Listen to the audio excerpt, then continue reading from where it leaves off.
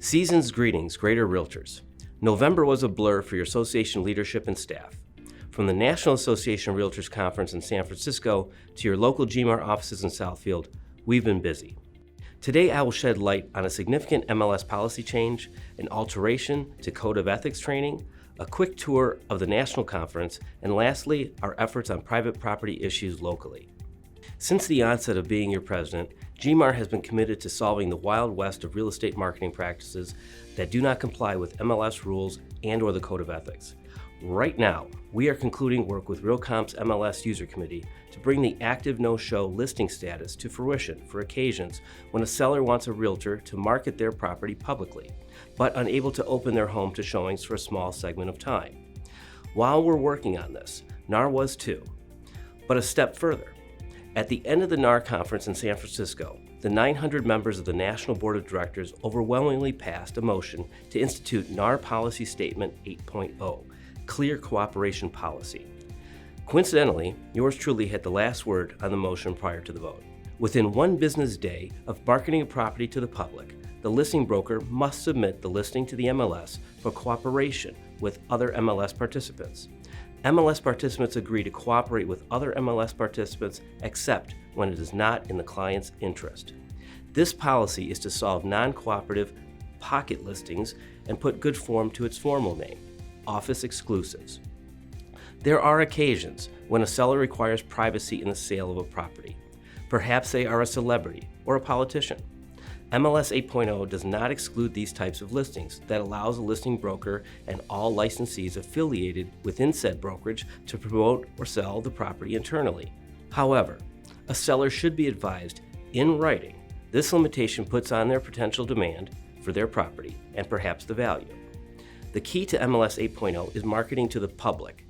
The moment an MLS participant markets a property in a public-facing manner, it must be submitted to the MLS within one business day for cooperation with other participants. Furthermore, the local MLS's requirement to submit a listing in a certain time frame may be longer than one business day, but once a broker starts publicly marketing said listing, the one business day requirement applies. The policy only applies to residential property, and the MLSs will have until May 1st, 2020 to implement. But I encourage our members to practice the policy immediately. This change reiterates the purpose of our Realtor Association, cooperation. This boils down to the Code of Ethics created over 100 years ago, establishing ethical duties aimed at protecting the public and advancing the interest of real estate buyers and sellers.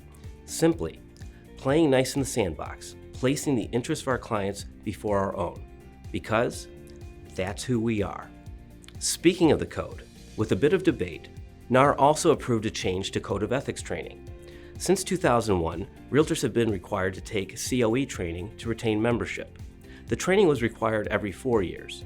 In 2017, this was changed to every 2 years. In 2019, a PAG, Presidential Advisory Group, made a recommendation to NAR leadership to extend time frame to every 3 years. The current cycle is extended from December 31st, 2020 to December 31st, 2021. In addition, they are working on several equivalency training options, one of which may be the free NAR certification C2X. Are you C2X endorsed? Go to c2ex.realtor and find out more.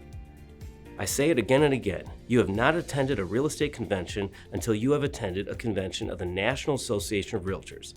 GMAR leadership spent several days prior to the conference in governance meetings alongside Michigan Realtors and our Region 6 friends from Ohio. My favorite is the President-Elect roundtables, where people in my position from around the world share best practices and challenges with each other. Along with the amazing landscape of San Francisco, education opportunities and networking overflowed. With the resources of 1.4 million members, the NAR conference is a sight to behold and experience. Join me in New Orleans next November for Mardi Gras. Right now, after this video is being recorded, GMAR's Governmental Affairs Director and I will be working with the Warren City Council monitoring and contributing to fair short-term rental regulations. Next week, we will be in Livonia for the same.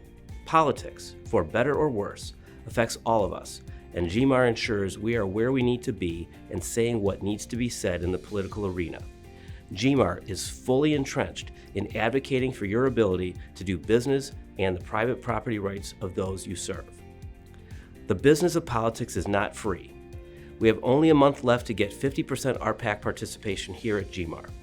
Over 3,600 of you made this commitment, and I thank you. If you have not invested, go to gmaronline.com/invest and invest $15 or more. We are almost at the end of the year. It's been an honor serving as your last president of the 2000 teens. Your board of directors, executive leadership, and staff wish all of you happy holidays and an amazing 2020.